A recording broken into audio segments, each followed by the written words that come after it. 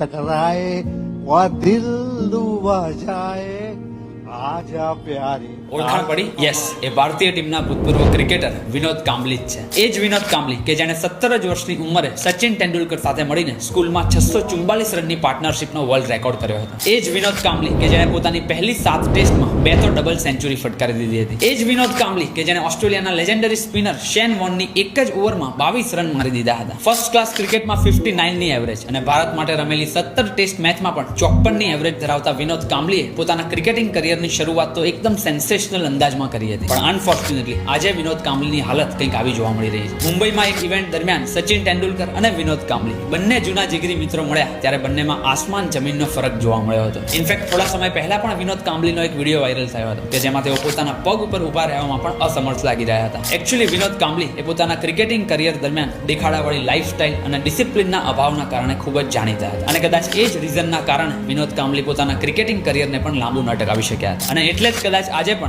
બંને સરખી ઉંમરના મિત્રોની લાઈફમાં પણ બહુ જ મોટું અંતર જોવા મળી રહ્યું છે. એટલે પેલું કહેવાય છે ને કે આવડત અથવા તો પછી ટેલેન્ટ તમારામાં ગમે તેટલું હશે, પણ જો તમારી લાઈફમાં ડિસિપ્લિન અથવા તો પછી એને લઈને એટીટ્યુડ સરખો નહીં હોય તો તમને ફેંકાઈ જતા બિલકુલ વાર નહીં લાગે. ખેર, જે કંઈ પણ ઇસ્યુ રહ્યો હોય વિનોદ કાંબલીની લાઈફમાં, પણ આજે જ્યારે બંને જૂના મિત્રો ફરી એક વખત લાંબા સમય પછી સાથે મળ્યા તો દરેક ક્રિકેટ ફેન્સ આ વિડીયો જોઈને ઇમોશનલ તો 100% થઈ ગયા હતા.